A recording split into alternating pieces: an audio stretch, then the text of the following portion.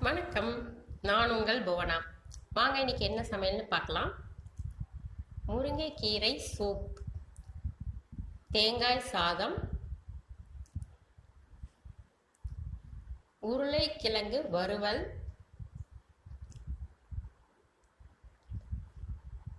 வெள்ளை சாதம், தயிர்,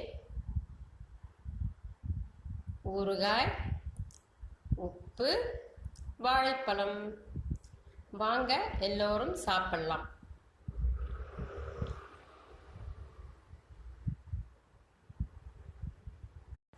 வணக்கம். நான் உங்கள் புவனா. வாங்க இன்னைக்கு என்ன சமையல்னு பார்க்கலாம். முருங்கைக்கீரை சூப், தேங்காய் சாதம், உருளைக்கிழங்கு வறுவல்,